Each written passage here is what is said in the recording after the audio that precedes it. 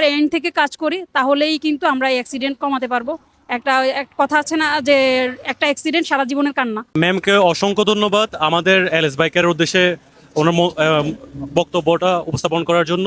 আমাদের তরফ থেকে যতটুকু সম্ভব হয় কোনোভাবে বা কিছুটা হলেও পরিবর্তন আনার জন্য।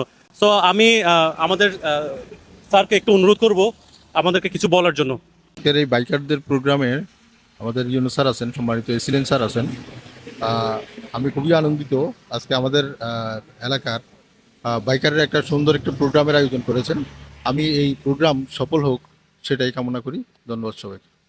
আমি আমাদের মাঝে উপস্থিত হয়েছেন ফিরোজ স্যারকে আমি আমাদের এলএস বাইকের উদ্দেশ্যে কিছু বলবো, কারণ আমরা স্যার আজকে ছোট করে একটা উদ্যোগ নিয়েছি আমাদের সোশ্যাল অ্যাক্টিভিটিস। যে জায়গাগুলোতে অ্যাক্সিডেন্ট হচ্ছে ওই জায়গাগুলোতে আমরা কিছু বোর্ড বসাচ্ছি যাতে অ্যাক্সিডেন্টের পরিমাণটা একটু কমে আসে। যদি আমাদের অনেক কি থাকে দুর্ঘটনা কবলিত এলাকাতে বোট বসাইতে চাইতেছেন, কিন্তু দুর্ঘটনা তো আপনাদের দ্বারা হইতেছে না। যারা গাড়ি চালায় তাদের অসতর্কতার দরুনেই তো দুর্ঘটনা হইতেছে। তারা যদি এসব স্থানগুলোতে সচেতনভাবে গাড়ি ড্রাইভ করতো তাহলে তো এখানে এত দুর্ঘটনা ঘটতে পারতেছে না। তারা তো বেগতিকভাবে গাড়ি চালায়, গতিহীনভাবে, যার কারণে দুর্ঘটনা বাড়ে যেতেছে। এটা তো নিয়ন্ত্রণ করতে হবে তারা, যারা সড়ক ডিপার্টমেন্টে আছে, গাড়ি চালকদের সাথে যারা জড়িত আছে, সংস্থা আছে, তারা এগুলো ব্যবস্থা করবে।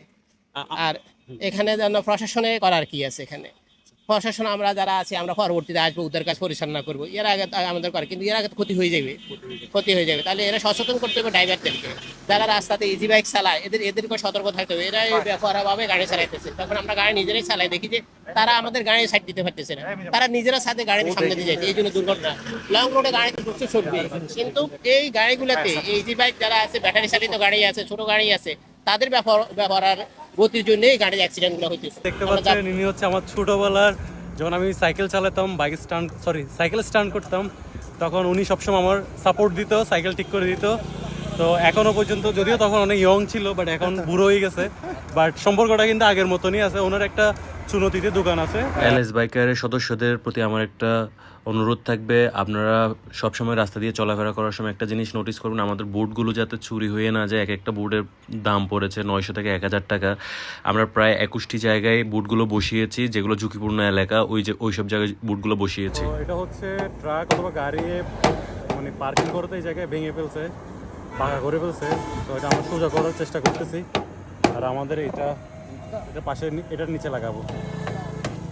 আজকের অ্যাক্টিভিটিস শেষ করতে করতে প্রায় 10টা 11টা বেজে যায়। আমাদের এই অ্যাক্টিভিটিস থেকে যদি একটি প্রাণও বাঁচানো যায় তাহলে আমরা বাইকার বাইরে অবশ্যই বাইকে চালানোর সময় হেলমেট পরে বাইক চালাবেন। ভিডিওটা যদি ভালো লাগে তাকে অবশ্যই শেয়ার করবেন। আসসালামু আলাইকুম, বাই বাই।